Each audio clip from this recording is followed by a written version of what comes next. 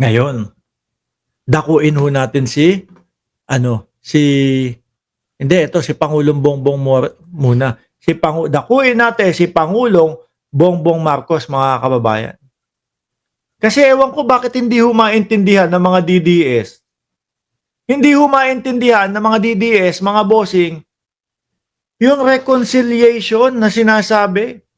No? Ang sabi ng Pangulo, ang pagkakaintindi natin, reconciliation sa bawat Pilipinong hindi tugma o hindi umaayon kung paano magpatakbo ng bansa si Pangulong Bongbong Marcos. Yun no? Napakasimpleng intindihin. Sabi ni Tina B, tagal ng impeachment trial, excited na ako. Sabi ni idol ko, si Boss Mark Ramos, meron talagang ganyan. Salamat shoutout sa iyo. Marcos rejects Duterte's condition for reconciliation. Ano ba sinasabi nyo kasi dyan? Ano ba akala ng mga DDS? Kayo lang ang tao sa Pilipinas? Nakatuon. No? Nakatuon ang presidente sa inyo. Diyos ko.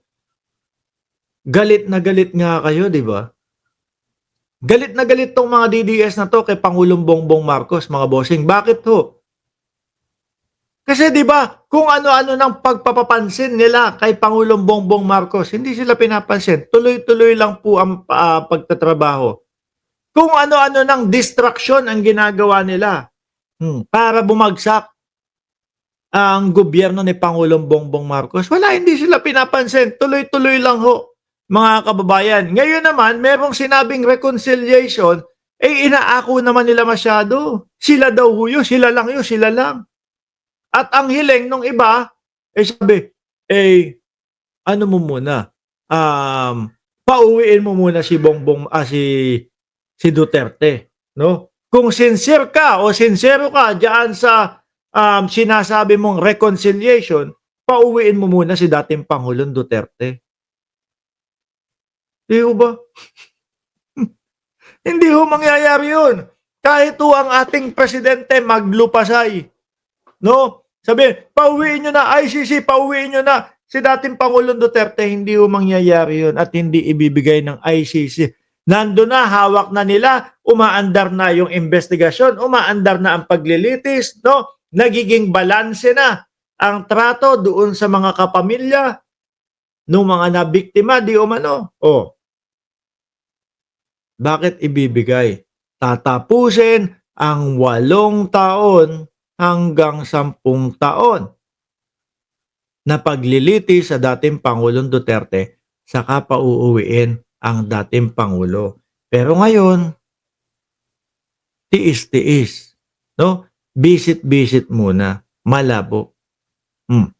Ang problema pa ninyo, na kapag kayong magiging hatol ay guilty, naku po, yung 8 hanggang 10 taon na sinasabi ho ni Mark Ramos, mas mahaba ho yun. Mas mahaba ho yun. Baka habang buhay na po. Di ba? Kasi yung mga nila, yung mga ka-DDS nila, yung sila Bungo, kung sino man, feeling nila sila Ano sabi ng Pangulo? Hindi yun ang ibig ko sabihin. No? Walang reconciliation na itineturn down yung mga sinasabi niyong mga kondisyon. Ito pa sabi ng Pangulo.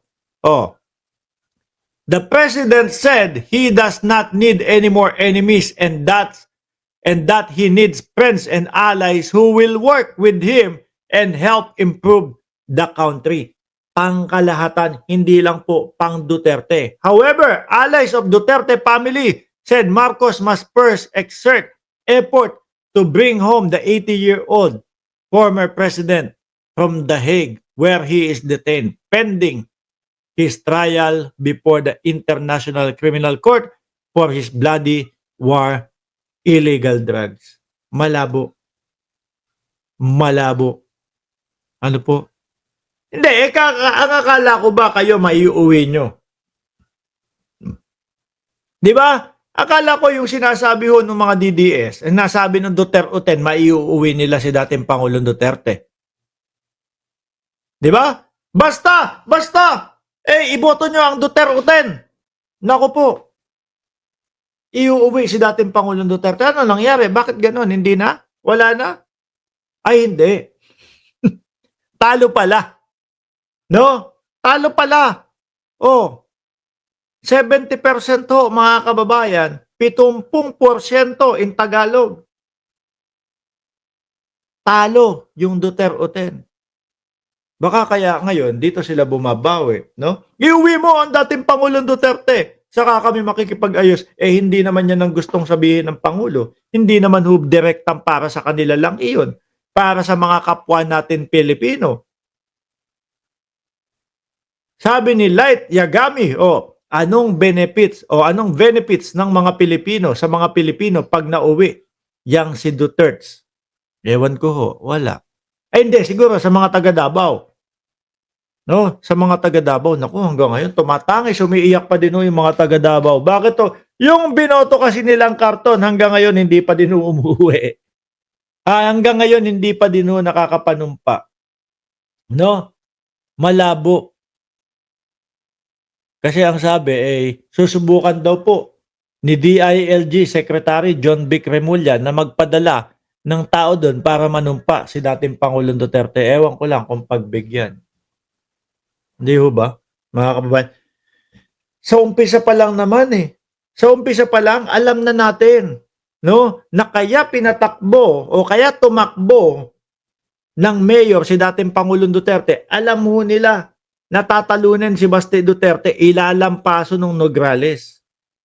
Di ba? O ngayon, ano nangyayari sa hindi natin ikinagagala yung baha na nangyayari ho sa Davao, mga bossing. Kaya lang, matatawa lang tayo. Bakit to? Ang yayabang. Sabi ba naman, ayan, tingnan nyo, nasaan na? Nasaan na yung flood control ni Bongbong Marcos? Bumabaha sa Naga. Tawanan ho sila, pinagtatawanan ng Pangulo. Ngayon, ang tanong, nasaan ang flood control? Diyan sa Davao. Ang sabi, 51 billion daw. Yung pondo, diyan sa Davao. Di ba? Sabi pa dito, he said he cannot make a prejudgment on the situation or set limits on his talk with the Duterte family. One has to be open. I will listen to whatever you say. If I am sincere in my desire to reconcile, I will try to fulfill your complaint, your demand to end this. I don't want enemies.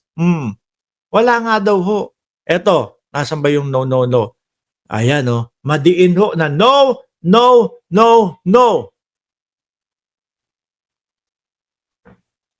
Mga DDS, let the president educate you. Parang kakamping ka, no? Parang kakamping. Mga DDS, mga kasulid, let the president educate you. No. That's not how reconciliation works. You don't put condition to reconcile. Okay na, maliwanag na sa inyo yon.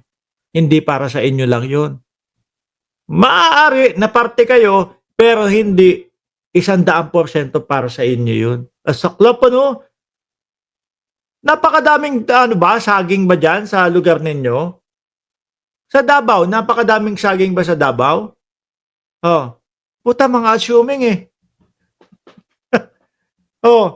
nasobrahan yata kayo sa pagkain ng saging. Malakas sa potassium. Di ba? Mga puta, assuming. Potassium. Bawas-bawasan nyo. No, nagiging assuming kayo na kayo lagi ang pinapatamaan ng Pangulo. Di ba? Ulitin ko para sa buong Pilipinas at yung reconciliation na sinasabi ng Pangulo, hindi yung magbibigay kayo ng kondisyon, iuwi si dating Pangulong Duterte. Sorry. No? Dating Pangulong Duterte will stay in ICC hanggang 8 years. Di ba? He said offers of reconciliation that come with certain demand will lead nowhere as resolving different. Pang terorista lang yung mga ganun. Di ba? O ganito, magbabati tayo pero dapat bibigay nyo ganito sa amin. O yung parang pang mga pang-kidnapper. Di ba? O sige, pakakawalan ko to. Mag-okay na tayo. Basta bigyan nyo ako ng kung ano. Ganun ba kayo dyan? Kung makapag-demand kayo? Bawas ulit ha. Bawas ng pagkain ng saging. Masyadong malakas sa potassium. Nagiging assuming kayo. Okay? Sabi ni Neng Gigi, kapal naman kung takbo ng presidente. Naku po, Diyos ko po, Lord. Oh my God, oh my God. Robin Padilla. Hindi, mga bossing. Nakita nyo, speaking of Robin Padilla, mabilisan lang ho. No? Speaking of Robin Padilla, mga kababayan, mabilisan lang po. Pag tumakbo si Robin Padilla, kahit sa Senado, hindi na ho makakabalik yan. Mga bossing, nakita nyo po yung mga, yung mga ta-artits. Nakita nyo po yung mga ta-artits, mga kababayan? Laglago. Hindi ho mga nanalo. Jimmy Bondoc, Willie Revillame, Philip Salvador, at kung sino pang mga artista. Hindi ho lahat. No? Pero yung mga bigatin ho, na ang akala nila, kapag katapos nung kanilang ningning sa pagiging artista, bigla silang tatanggapin ng publiko. Hindi na ho ngayon. Nakakapag-isip na ho, mga kababayan. Sabi ni Sir Ed Gonzales Angeles, na ang pangarap magkaroon ng ano po 'yon, sir, yung pangarap mo magkaroon ng studio, makakamit mo 'yan. Presidente ng TODA.